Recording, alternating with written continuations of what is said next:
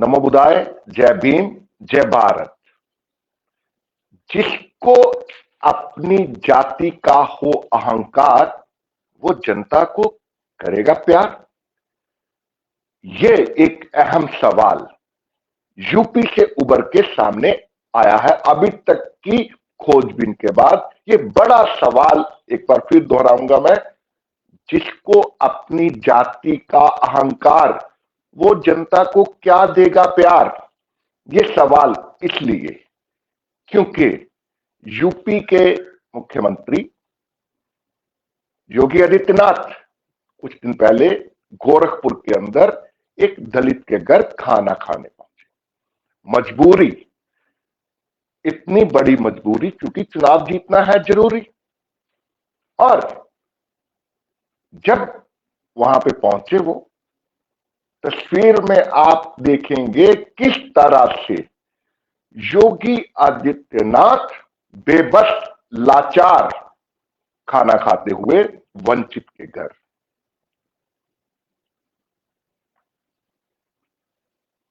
एक वीडियो अभी अभी मेरे पास आया है। उस वीडियो में गोरखपुर के जो मेंबर पार्लियामेंट है रवि किशन अभिनेता रहे। उस अभिनेता ने उस वंचित के घर खाना खाने के बाद क्या रिएक्शन दिया? इतनी ठंडी में क्या किसी को पसीना आ सकता है?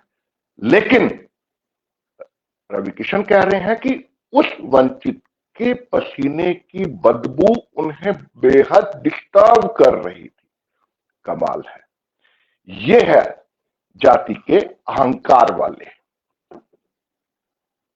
मैं अपनी टीम से रिक्वेस्ट करूंगा कि एक बार रवि किशन का रिएक्शन जो है वो आपको सुनवा दे।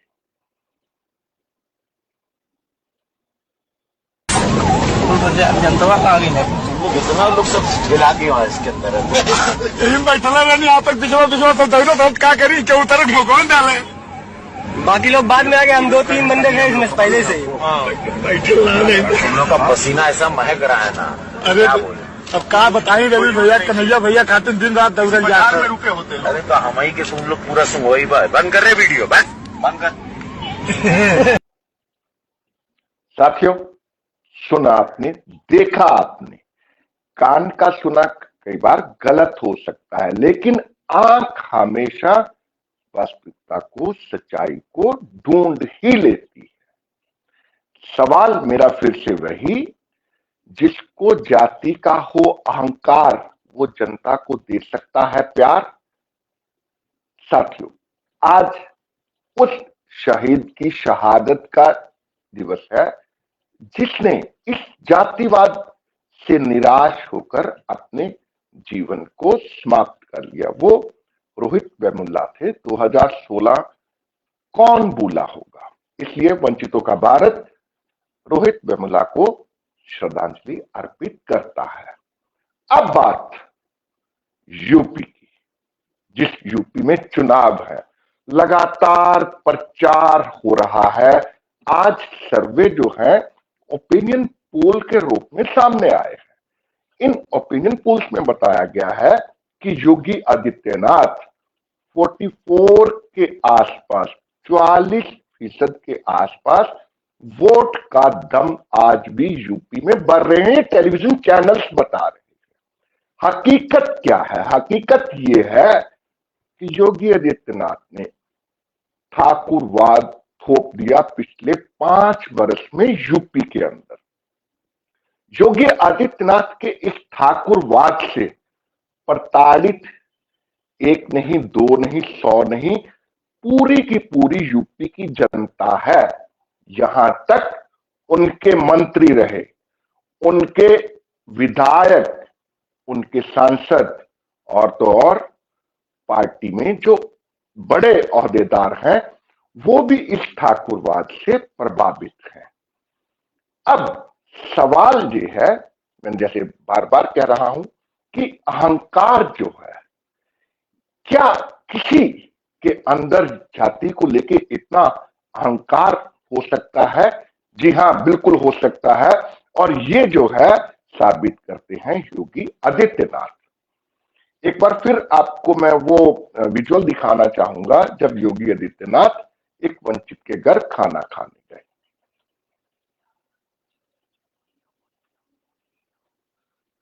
साथियों, यूपी के अंदर इस चुनाव में एक नया दल उभर के सामने आया है। इस दल का नाम है अंबेडकर जन मोर्चा। अंबेडकर जन मोर्चा की यूपी के अध्यक्ष सीमा गौतम, जो कि चुनौती दे रहे हैं इस चुनाव में योगी आदित्यनाथ को। सीमा गौतम हमारे साथ जुड़ेंगे। इससे पहले एक बार फिर रवि किशन का वो वीडियो आपको दिखाना चाहूंगा जिस वीडियो में उन्होंने उस वंचित के यहां खाना खाने के बाद जो रिएक्ट किया, वो वीडियो आपको दिखाना चाहूंगा। और साथ ही पहले वो वीडियो देखिए, उसके बाद दूसरी बात करते जनता का आगे है कितना लोग सब मिला के वहां इसके अंदर बैठला रहनी यहाँ तक पिछवा तो दौड़ो तो क्या करी क्या उतर कौन डाले। बाकी लोग बाद में आ गए, हम 2-3 बंदे गए इसमें पहले से ही। तुम लोग का पसीना ऐसा महक रहा है ना, अरे क्या बोले। अब कहा बताई रवि भैया कन्हैया भैया खातिर दिन रात दौड़ल जाते रुके होते। अरे तो हम ही के तुम लोग पूरा सुन वही बात बंद कर रहे वीडियो, बंद कर।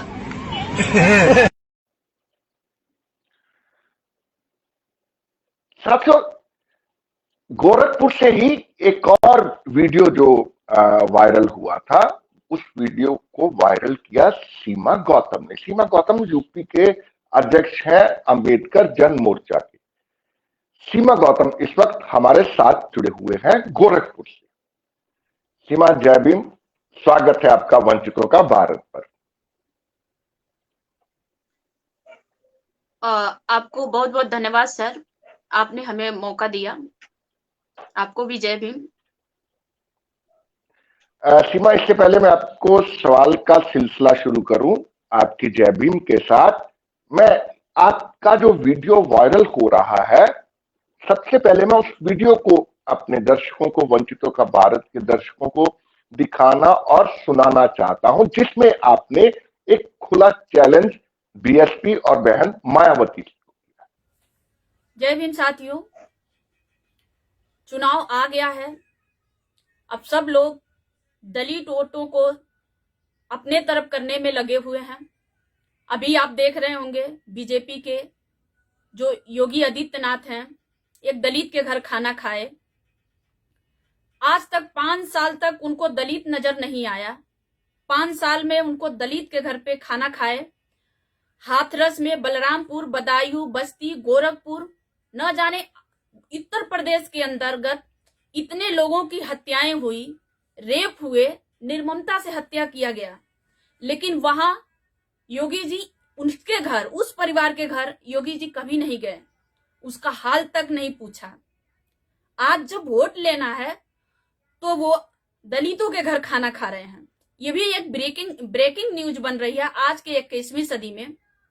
साथियों, मैं आपसे कहना चाह रही हूं कि आपने जो 5 साल के अंदर जो हमारे समाज के ऊपर जो घटनाएं घटी हैं, जो समाज ने जो जिल्लत भरी जिंदगी जिया है, जो समाज ने भूखों मरा, 5 साल के अंदर महंगाई इतनी कर दी गई, बेरोजगारी इतनी कर दी गई, सबसे बड़ी हमला शिक्षा पे किया गया।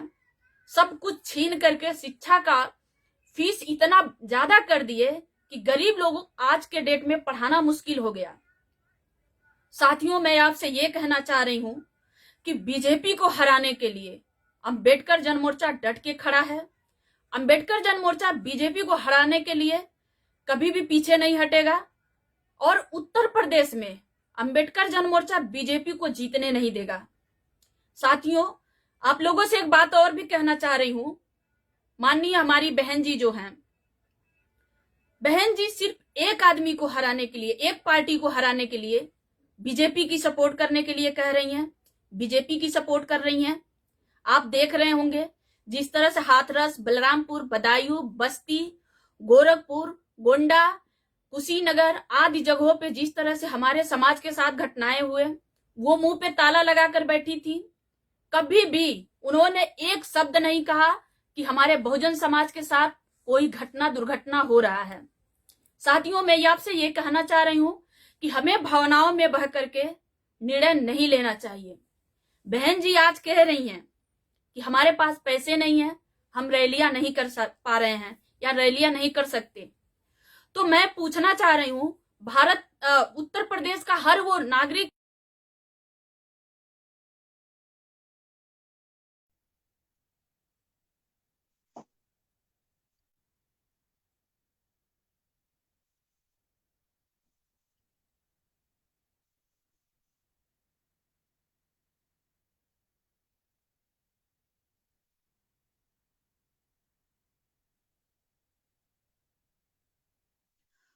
सर, मैं इस वीडियो के माध्यम से मैं उन बहुजन समाज को ये संदेश देना चाह रही हूँ कि जो योगी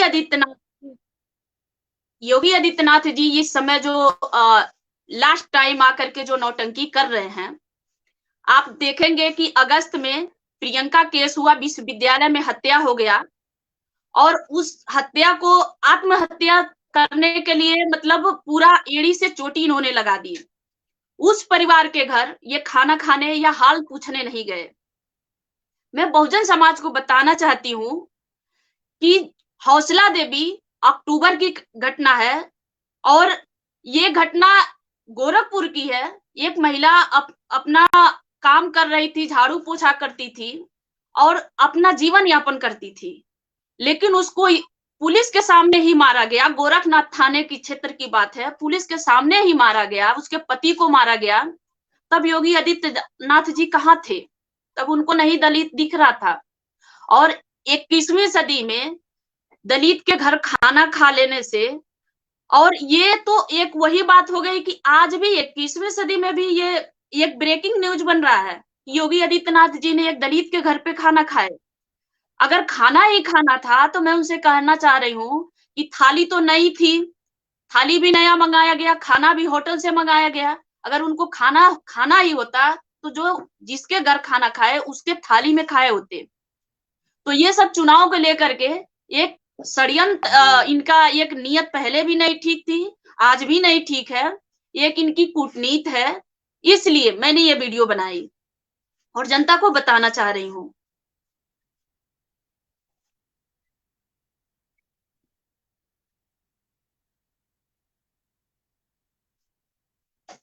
जी, बहन मायावती का इसलिए उल्लेख किए हैं सर, आप पिछले साल के अंदर हाथरस, बलरामपुर, बदायूं, बस्ती, गोला, गोरखपुर, कुशीनगर आदि जगहों पे हमारे बहुजन समाज के बहन बेटियों के साथ रेप करके निर्ममता से हत्या किया गया। यहाँ पे गोला में, गोरखपुर की बात करूं तो गोला में अनीस कन्नौजिया को 2 बजे दिन को ही घेर करके मार दिया गया। बरहज में एक दलित लड़के को उसके बहन के सामने गोली मार करके सर पत्थर से कुचल दिया गया, लेकिन बहन जी मुंह पे ताला लगाकर बैठी थी। और इसलिए जब कभी भी कोई बात होती है, कहीं भी कोई घटनाएं हो रही हैं बहुजन समाज पे, तो बहन जी कहीं भी ना जाती हैं, ना उनके कार्यकर्ता दिखते हैं। और दूसरी बात, जो अभी हाल का जो एमएलसी का चुनाव अभी खत्म, जो एमएलसी का चुनाव था, एमएलसी के चुनाव में उन्होंने सिर्फ एक पार्टी को हराने के लिए, उनकी लड़ाई अब ना मान सम्मान की रह गई है, ना बहुजन सम्मान के लिए रह गई है, ना बहुजन के लिए रह गई है। उनकी लड़ाई सिर्फ एक पार्टी को विशेष बना करके, उन्होंने विषय बना करके, मुद्दा बना करके कि हमें इस पार्टी को हराना है, इसलिए बीजेपी का भी हम समर्थन कर सकते हैं। तो सीधे सीधे ये तो इशारा हो रहा है सर कि वो बीजेपी के पक्ष में है, वो कुछ नहीं कर सकती हैं। रही बात, वो कह रही हैं कि चुनाव में हमारे पास पैसे नहीं है। जब मीडिया वालों ने उनसे सवाल किया तो कहें कि हम रैली कैसे कर सकती हूँ, मेरे पास पैसे नहीं है। तो मैं बहुजन समाज से और जो लोग हैं, जो आपके माध्यम से मैं पूछना चाहती हूँ बहन जी से कि जब बहन जी के घर पे, बहन जी के पास पैसे नहीं है, बहन जी के पिताजी तो एक मामूली एक पोस्टमैन थे, वो तो इतना पैसा कमाते नहीं थे, कि बहुत ज्यादा पैसा हो गया। तो बहन जी के घर पे जो पैसे जो उनके भाई के यहाँ जब भी सीबीआई जांच होती है तो 1600 करोड़, 400 करोड़, 1200 करोड़, 1300 करोड़ रुपए कहाँ से मिलते हैं? वो पैसा कहाँ से आता है? वो पैसा भी तो पार्टी का ही तो पैसा है, बहुजन समाज का पैसा है। उस पैसा को हम चुनाव में क्यों नहीं लगा सकती हैं? वो मेरा ये सवाल है उनसे। वो पैसा कहाँ से आया है? क्या उनके मतलब कौन से ऐसे उनके भाई कमाई किए हैं इनके मतलब ये सारा पैसा आया है? और बहुजन समाज के लिए, बहुजन बेटियों के लिए इनके पास पैसा नहीं है। तो इसलिए मैंने ये बात रखी है सर। चलिए, इसके बेहद गंभीर राजनीतिक अर्थ निकलते हैं आपकी पूरी बातों के। इन बातों पे चर्चा जारी रहेगी, लेकिन सवाल सबसे पहला मेरा ये कि योगी आदित्यनाथ जब उस वंचित के घर खाना खाने गए तो बेहद बेबस लाचार नजर आए। तब भी उनके चेहरे पे ये शिकन थी कि मुझे दलित के घर खाना खाने क्यों भेजा गया। आपका रिएक्शन? सर वो तो रिएक्शन रहेगा ही ना। गोरखपुर में तो जातिवाद चरम सीमा पे है और मैं तो योगी जी को चुनौती देके कह रही हूँ कि योगी जी जो गाड़ी में घूम रहे हैं, जो मतलब सीएम बने, मैं गोरखपुर की बात करूं, गोरखपुर ग्रामीण क्षेत्र की बात करूंगी तो दलित के घर पे सर आज के डेट में उनके पास छत नहीं है, नाली नहीं है, दलितों के घर पे आने जाने के लिए रास्ता नहीं है, उनके बच्चों के लिए पढ़ाई के लिए कोई भविष्य नहीं है, कोई नौकरी नहीं, कोई जॉब नहीं। तो क्या करेंगे? पहले वो जान रहे हैं ना कि हार तो उनकी पक्की है, क्योंकि जनता उनको हारना तो पक्का है। और गोरखपुर में मैं खड़ी हूँ, मैं खुद उनको मैं कह रही हूँ कि अगर उनका काम है तो वो जीत के गोरखपुर से दिखाएं। मैं खुद खड़ी हूँ और अंबेडकर जन मोर्चा पूरे ताकत के साथ फाइट करेगी योगी आदित्यनाथ को हराने के लिए, उन्हीं के गढ़ गोरखपुर से। सीमा, जो दावा आप कर रहे हैं वो तो हम वंचितों का भारत पर ग्राफिक के माध्यम से दर्शकों को दिखा रहे हैं। यूपी की सच्चाई जो है वो वंचितों का भारत अपने दर्शकों को लगातार बता रहा है। ऐसे में एक सवाल ये है कि आज आप विरोध में हैं, 5 बरस में आपने विरोध क्यों नहीं किया?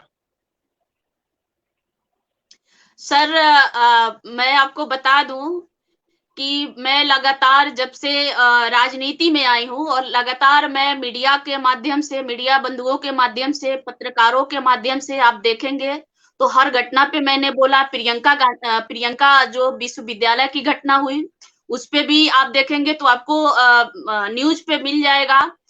आसवनी का हत्या हुआ न्यूज पे मिल जाएगा। एक वैक्सीन लगा, अभी अक्टूबर की घटना है, एक महिला को वैक्सीन लगा और उसके 2-3 घंटे बाद उसका डेथ हो गया। वो जो यहाँ के विधायक हैं बीजेपी के, राधा मोहन अग्रवाल जी, वो परिवार उसके 4-4 बच्चियां हैं, बच्चे छोटे हैं, वो बेचारी अपना किसी तरह मजदूरी करके बच्चों का पेट पालन करती थी, किसी तरह के अपना जीवन यापन करती थी, लेकिन उसका डेथ हो जाता है। वो उसको जितना नंबर दिया जाता है कि ये 100 नंबर 112 नंबर पे फोन करिए या यहाँ पे फोन करिए, ये डीएम आएंगे, चाहिए कमिश्नर आएंगे। चलिए सीमा, मैंने मान लिया कि आपने विरोध किया था, लेकिन जिस तरह से बीजेपी के अंदर के लोग, भले ही वो जो मुझे बताते हैं विधायक हैं, मेंबर पार्लियामेंट है या कुछ मिनिस्टर हैं, उनका ये कहना है कि कोविड की सेकंड वेव में या अभी जो वेव चल रही है, जब सेकंड वेव में किसी ने नहीं पूछा तो अब क्या पूछेंगे। उनको मलाल ये है कि कुछ भी नहीं सुना। योगी की सरकार में ना तो किसी की सुनवाई हुई और ना ही किसी का कोई काम हुआ। फिर सरकार का जो पैसा था वो सारा विज्ञापन बाजी पे खर्च किया गया। कमाई जितनी थी सरकार की वो विज्ञापन पे खर्च कर दी गई। इसका विरोध आपने कब किया था? इसका भी विरोध हमने लगातार किया है सर, और मैं करती आई हूँ, क्योंकि आप देखेंगे गोरखपुर में भी सिर्फ आपको लाइट ही दिखाई देगी। गोरखपुर में आज के डेट में गड्ढे, बड़े बड़े गड्ढे दिखाई देंगे और गोरखपुर में कुछ देखने को मिलेगा तो आपको जो यहाँ के गोरखनाथ का मंदिर है वही देखने को मिलेगा। इसके सिवा गोरखपुर में कहीं भी किसी भी चौराहे पे जाएंगे तो गड्ढे ही मिलेंगे। और रही बात योगी आदित्यनाथ जी की, तो जब भी ये तो महीने में 4 बार गोरखपुर आते हैं, 4 बार गोरखपुर आते हैं। खुद तो मतलब गाड़ी से आते हैं, लेकिन जो फुटपाथ पे जो भी बेचारे अपना ठेला लगा करके जीवन यापन करते हैं, उनका ठेला इनके पुलिस वाले मार के तोड़ देते हैं, फेंक देते हैं। तो ये सारी चीजें हमेशा मतलब ये तो गोरखपुर में लगा ही रहता है। कोई बस इनकी बड़ी बड़ी पोस्टरें देखने को मिलेगी। गोरखपुर आइए, बड़े बड़े पोस्टर मिलेंगे और बस लाइट मिलेंगी, उसके बाद आप रास्ते पे चल नहीं सकते हैं, इतना भीड़ है। और इस समय क्या किए हैं, हर चौराहे पे गड्ढा खोद करके रखवा दिए हैं। जनता इतनी तबाह है गोरखपुर में कि अगर 2 घंटे में जहां पहुंचना होता वहां 4 घंटा से 6 घंटा लग जा रही है। ये हालत है गोरखपुर के। मैं कह रही हूँ ना कि जो जिसको लेकिन गोरखपुर डिसाइडेड नहीं था। पहले मथुरा की बात हो रही थी कि मथुरा से योगी आदित्यनाथ चुनाव लड़ेंगे, फिर मथुरा के बाद अयोध्या आ गई। अब जब लगा कि कुछ ठीक ठाक नहीं हो रहा है तो मथुरा अयोध्या को छोड़कर गोरखपुर में चले गए। ये इंटरनल पॉलिटिक्स है बीजेपी की। ऐसे में जो व्यक्ति जो शख्सियत, हेलो बोलिए हाँ सर जी, जब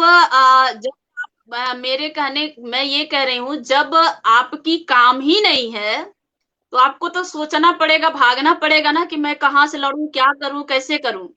अब गोरखपुर में क्या है कि गोरखपुर में आधे लोग तो धर्म के नाम पे हुए, तो धर्म के नाम पे इनको लगता है कि हमें हर वक्त मतलब लोग धर्म के नाम पे, यहाँ हमारा मठ है, गोरखनाथ मंदिर है, तो यहाँ से उनको क्या है कि यहाँ उनको पता है कि अगर लोग हमारे काम पे तो नहीं देंगे, लेकिन हमारे धर्म पे, हमारे मंदिर पे तो हमको वोट मिलेगा ही।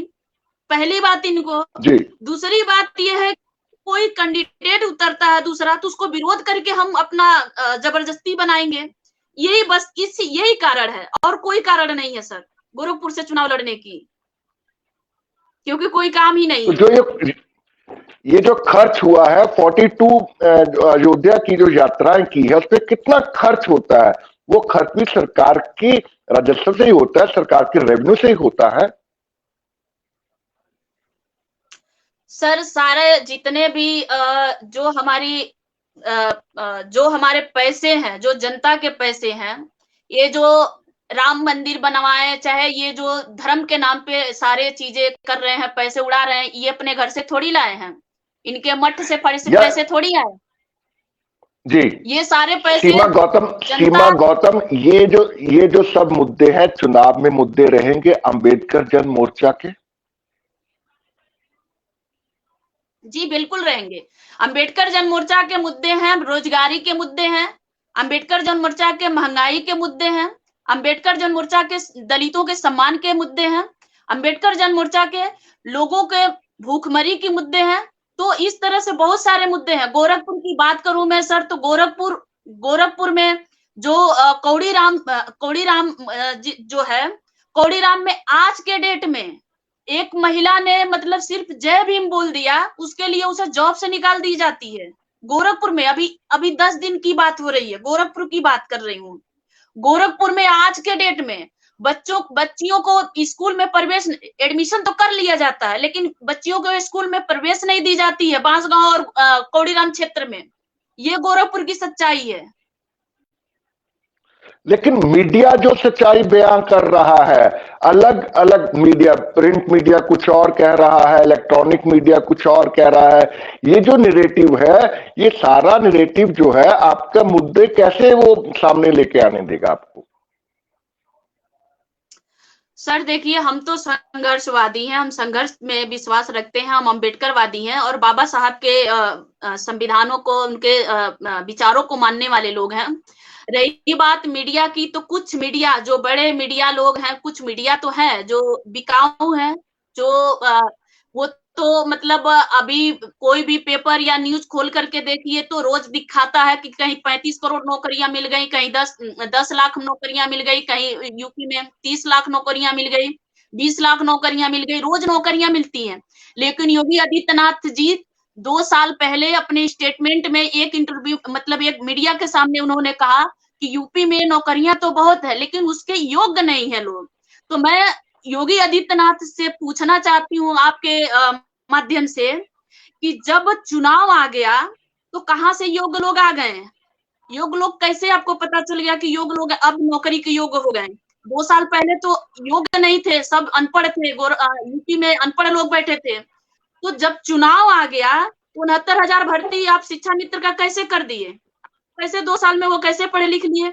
और 2 साल में तो कोरोना चल रहा था, कोई विद्यालय में ठीक से पढ़ाई भी नहीं हुई, तो आप कैसे उनको योग्य बना दिए? तो ये सारी चीजें हैं सर, मतलब जो सिर्फ खोखलेबाजी। मतलब इसका मायने ये निकलता है सीमा गौतम कि prime minister, chief minister, media सब लोग झूठ बोलते हैं, झूठा प्रचार करते हैं। आपको एक छोटा सा वीडियो दिखाता हूं मैं। उस वीडियो में आपको योगी आदित्यनाथ के अहंकार का, इतना अहंकार जो उनमें है उसका खुद आपको अंदाजा हो जाएगा। सुनिए योगी आदित्यनाथ को, एक प्रदर्शनकारी को क्या नसीहत दे रहे हैं।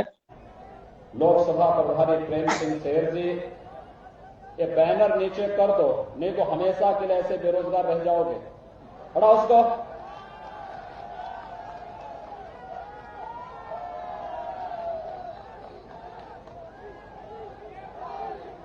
ऐसे नमूनों को बाहर कर दिया करो पहले।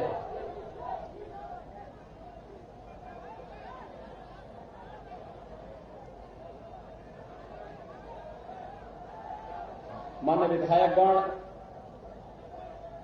चौधरी उदयभान सिंह जी, महेश गोयल जी, जितेंद्र वर्मा जी। सीमा गौतम, देखा आपने, सुना आपने, ये जो अहंकार है ये यूपी की जनता जानती है, मीडिया इस अहंकार को पहचानती है। बिल्कुल सर, मीडिया तो सब कुछ जानती है। और मैं एक छोटी सी बात बताना चाहती हूँ आपके माध्यम से कि जिस तरह से लॉकडाउन हुआ, और लॉकडाउन में अभी तो मोदी जी का और योगी जी की जो रैलियां उत्तर प्रदेश में हो रही हैं, वहां 2-2 हजार बसें लाई जाती हैं, वहां 200-200 बसें लाई जाती हैं। अभी आप देखे होंगे कि लोग 200-200, 400 किलोमीटर पैदल, 1200 किलोमीटर पैदल चले और कितने व्यवस्था से उनके साथ हालातें रही। इन लोगों के पास एक किताब भी आ गई है, 1282 किलोमीटर। विनोद कापड़ी साहब ने उस किताब को लिखा है। वो सब वंचितों का भारत पहले भी इन मुद्दों पर लगातार चर्चा करता रहता है। बसेस की रैलियों में बसेस को ले जाना, रेवेन्यू को, जितनी सरकार की कमाई होती है उसको प्रचार में झोंक देना, वंचितों का भारत इन मुद्दों को बेहद गंभीरता से उठाता रहता है। एक और आज नई डेवलपमेंट हुई है यूपी की पॉलिटिक्स के अंदर। वो डेवलपमेंट है, समाजवादी पार्टी ने एक संकल्प लिया है और साथ ही किसानों को कई सारी रियायतें, कई सारी किसानों की कल्याण के लिए कई ऐलान ऐलान किए हैं। एक बार सीमा गौतम आपको सुनाता हूं, फिर इस पे सवाल करूंगा मैं। सुनिए अखिलेश यादव ने आज क्या कहा। समाजवादी पार्टी का मैनिफेस्टो तो आएगा और मैनिफेस्टो में बहुत सी चीजें आएंगी, लेकिन आज किसान के सवाल पे जब अन संकल्प लिया है तो समाजवादी पार्टी और हमारे मैनिफेस्टो में इस बात को शामिल करेंगे कि सभी फसलों के लिए एमएसपी प्रदान की जाएगी और गन्ना किसानों को 15 दिन में उनका भुगतान सुनिश्चित किया जाएगा। इसके लिए फार्मर्स रिवॉल्विंग फंड भी अगर बनाना पड़ेगा, फार्मर्स रिवॉल्विंग फंड बनाने का काम करेंगे जिससे किसानों का भुगतान न रुके। साथ ही साथ 300 यूनिट जो फ्री बिजली का समाजवादी पार्टी ने संकल्प लिया है, घोषणा की है, मैनिफेस्टो में शामिल करेंगे। मैं उस बात को फिर दोहराता हूं कि सभी किसानों की सिंचाई के लिए मुफ्त बिजली दी जाएगी। साथ ही साथ ब्याज मुक्त लोन, बीमा एवं पेंशन की भी व्यवस्था किसानों के लिए की जाएगी। जी सीमा, सुना आपने अखिलेश यादव को कितना इस जो इनका ऐलान है, जो इनकी घोषणाएं हैं, कितना आप इस पे बिलीव करती हैं? सर, वैसे बात करूं तो सपा सरकार में पिछले बार 2012 से 17 तक तो काम उन्होंने किया। और बात यह है कि वो जो माननीय अखिलेश जी हैं, तो वो मतलब युवाओं की सोच को लेकर के अच्छा काम कर रहे हैं, अच्छा काम करेंगे। मतलब आपका सीमा गौतम, मैं आपको रोक के सवाल पूछूंगा, आपका तालमेल समाजवादी पार्टी से है? आपका गठबंधन है समाजवादी पार्टी से? अभी तो नहीं सर, अभी नहीं। इसके बारे में अभी तो, लेकिन इसकी संभावना, इसका संभावनाएं आपको नजर आ रही हैं कि आप इसलिए इतनी रिस्पेक्ट जो है अखिलेश यादव को दे रही हैं? आपकी बातों से मुझे लग रहा है, अगर अखिलेश यादव को आप इतना रिस्पेक्ट दे रही हैं, तो बहन मायावती को, उस बहुजन समाज पार्टी को क्यों नहीं, जिस बहुजन समाज पार्टी के लिए मान्यवर काशीराम ने दिन रात एक किया? बिल्कुल सर, आपकी सवाल बहुत अच्छा है, क्योंकि अखिलेश जो है एक जो युवा सोच है उनका, और एक मतलब वो हर चीज से सोच जो समाज के लिए सोच है, इसीलिए उनका जो बहुजन समाज को लेकर ही सोच थी, जो अच्छी सोच थी, जिसकी वजह से उनके फैमिली में फैमिली विवाद हो गया था। मैं बहन मायावती जी की बात करूंगी, तो बहन मायावती पिछले जो भी 7-8 साल से, जो आप देखेंगे 2012 के बाद, उनका कहीं भी बहुजन समाज के लिए कोई मूवमेंट नहीं दिखता है। चाहे बहुजन अगर समाज उनका नहीं दिखता, सीमा गौतम, अगर उनका मूवमेंट बहुजन समाज के प्रति नहीं दिखता है, अखिलेश अगर इतना बहुजन से प्यार करते हैं, तो फिर चंद्रशेखर रावण को क्यों नहीं साथ में गठबंधन के लिए लेके आए? अब चंद्रशेखर जी से मुझे इसके बारे में तो ज्यादा मैं नहीं बता पाऊंगी, क्योंकि चंद्रशेखर जी, अगर मैं बात तो उन लोगों का हो रही थी, शायद मैं ज्यादा कुछ नहीं बता पाऊंगी, क्योंकि मैं न वहां थी न मैं जानती हूँ। और चंद्रशेखर का जो काम करने का तरीका है, वो खुद वही जानते हैं। अगर मैं कह रही हूँ कि अगर अखिलेश नहीं अपने साथ ले रहे हैं, तो बहन मायावती क्यों नहीं ले रही हैं? बहन मायावती को ले लेना चाहिए, क्योंकि वो तो भीम आर्मी, वो तो उन्हीं के साथ है ना। चंद्रशेखर रावण जी तो उन्हीं के साथ है, लेकिन ये तो वही बात होगी सीमा गौतम, ये तो वही बात होगी कि वो चाहते हैं कि हम दलित वर्सेस दलित हो, वो चाहते हैं हम बहुजन वर्सेस बहुजन हो, तभी तो वो सारा नैरेटिव बनाएंगे। अब देखिए सर, ऐसा नहीं है। जो आज के जो समाज है, आज के लोग काम सोचते हैं, काम देखते हैं, और हमें लगता है कि जनता उसी को चुनेगी जिसका काम होगा। काम नहीं है तो आज के टाइम में भावनात्मक चीजें नहीं रह गई हैं, कि चलो ठीक है, ना ही भावनात्मक है, ना ही बड़े चेहरे से कोई मतलब रह गई है। मुझे लगता है कि अगर काम है, तो चाहे वो अखिलेश हो, चाहे वो मायावती हो, चाहे वो चंद्रशेखर हो, या खुद सीमा गौतम गोरखपुर में हो, वो जरूर समाज उनको लाएगा। लेकिन अगर काम नहीं है, तो फिर यही है कि अगर काम है तो माननीय चंद्रशेखर जी खुद लड़ाई कर सकते हैं, किसी के गठबंधन करने चाहे रोने की जरूरत नहीं पड़ेगी। लेकिन अगर काम नहीं है, तो फिर आगे पीछे घूमना, चाहे ये सारी चीजें, तो मुझे नहीं लगता है कि करना चाहिए। चलिए, वक्त अब मुझे ज्यादा इजाजत नहीं दे रहा है। आपने वक्त निकाला वंचितों का भारत के लिए, थैंक यू सो मच। जय भीम।